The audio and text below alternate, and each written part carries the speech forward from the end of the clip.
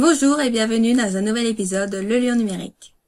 Vous hésitez à utiliser la vidéo dans votre formation en ligne? Vous vous demandez si c'est réellement indispensable ou si vous pouvez vous en passer? Peut-être que même l'idée de vous filmer, de montrer votre visage et de vous entendre vous bloque complètement? Et puis il y a la technique, quel matériel utiliser? Faut-il une caméra spécifique? Comment faire pour que cela ait l'air professionnel sans passer des heures à monter vos vidéos? Si vous posez toutes ces questions, cet épisode est fait pour vous. Aujourd'hui, on va voir ensemble pourquoi la vidéo est un vrai atout dans votre formation, quels sont les différents formats que vous pouvez utiliser et comment faire simple et efficace sans vous prendre la tête. La vidéo est un des formats les plus engageants et les plus appréciés en formation en ligne. La majorité des gens préfèrent regarder une vidéo plutôt que de lire un long document. Et cela se comprend. La vidéo capte l'attention plus facilement, elle rend l'apprentissage plus vivant et surtout, elle permet de créer une connexion directe avec votre audience. Car vos apprenants vous voient et vous entendent, ils s'attachent plus à vous, ils se sentent plus en confiance et cela augmente leur engagement. Une formation avec de la vidéo est souvent perçue comme plus professionnelle. C'est une réalité, mais cela ne veut pas dire que vous devez forcément produire du contenu façon studio de tournage hollywoodien. Ce qui compte, c'est la clarté de votre message et l'impact pédagogique de votre contenu. Une vidéo simple mais bien expliquée vaut 1000 fois mieux qu'une vidéo ultra produite qui n'apporte rien. D'ailleurs, posez-vous cette question. Avez-vous déjà suivi une formation 100% textuelle? Est-ce que cela vous a motivé ou au contraire vous êtes senti un peu seul face aux documents? La vidéo aide justement à briser cette solitude en créant une vraie dynamique entre vous et vos apprenants. Mais alors, quel format vidéo utiliser dans votre formation? Quand on parle de vidéo, on pense tout de suite à se filmer face caméra. Et c'est souvent ça qui bloque. Mais la bonne nouvelle, c'est que ce n'est pas le seul format possible et dans certains cas, ce n'est même pas le format le plus efficace. Vous pouvez opter pour des vidéos où vous êtes face à la caméra si vous voulez créer un lien fort avec votre audience, notamment pour expliquer des concepts clés ou alors donner du contexte.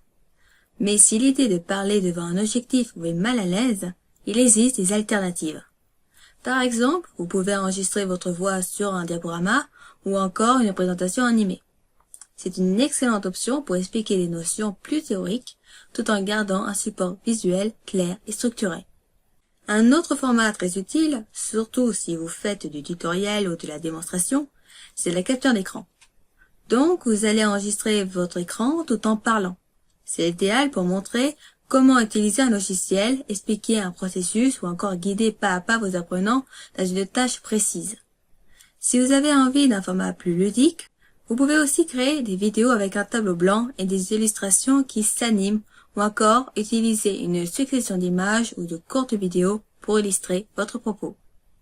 L'important, c'est de choisir un format qui vous mette à l'aise et qui serve votre contenu. Il n'y a pas de règle absolue. Vous pouvez aussi mixer plusieurs formats pour éviter la monotonie et garder l'attention de votre audience. Mais attention à la cohérence. La vidéo doit servir votre propos et rester en accord avec celui-ci.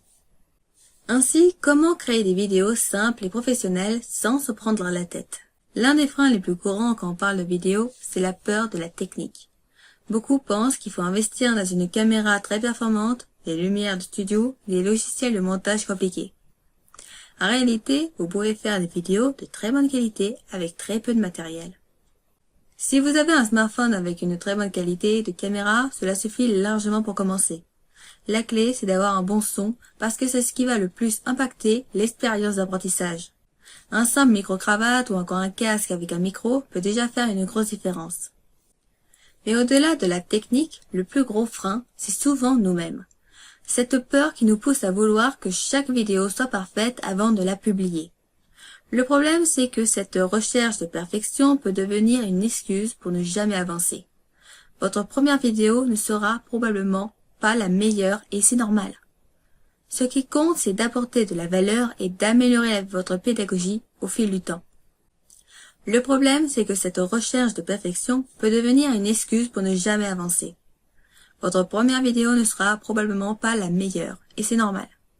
Ce qui compte, c'est d'apporter de la valeur et d'améliorer votre pédagogie au fil du temps. En soi, mieux vaut une formation imparfaite qui va vraiment aider des gens qu'une formation parfaite qui ne sort jamais. Alors si la vidéo vous fait peur, commencez petit avec des formats simples et évoluer au fur et à mesure. Maintenant, j'aimerais parler d'une question qui m'est souvent posée quand il s'agit de vidéos. Faut-il absolument se montrer face caméra pour que sa formation soit perçue comme professionnelle et engageante? La réponse est non. Ce qui compte avant tout, c'est la clarté et la pertinence du contenu que vous proposez. Si vous êtes à l'aise à l'idée de montrer votre visage, c'est un excellent moyen de créer un lien fort avec votre audience, mais ce n'est pas indispensable. De nombreuses formations utilisent uniquement des vidéos avec une voix off sur des diapositives, des captures d'écran ou encore des animations, et elles leur fonctionnent très bien. Si montrer votre visage vous stresse, ou que ce n'est pas aligné avec vous, concentrez-vous sur des formats où votre voix et votre expertise suffisent à capter l'attention. L'important, c'est de transmettre votre savoir de manière authentique et impactante, quel que soit le format choisi. Ainsi, si on devait résumer cet épisode, la vidéo peut être un vrai atout pour votre formation, mais ce n'est pas une obligation absolue. Ce qui est important, c'est de choisir un format qui vous convienne et qui vous permet de transmettre votre message de manière claire et engageante. Que vous soyez à l'aise face caméra ou alors que vous préfériez des vidéos en voix off ou en capture d'écran, il y a toujours une solution adaptée. N'oubliez surtout pas une chose, le plus dur c'est de se lancer. Mais une fois que vous aurez fait vos premières vidéos, vous verrez que cela devient de plus en plus facile. D'ailleurs, j'aimerais savoir, est-ce que la vidéo est un blocage pour vous quand vous pensez à votre formation? Dites-le moi en commentaire.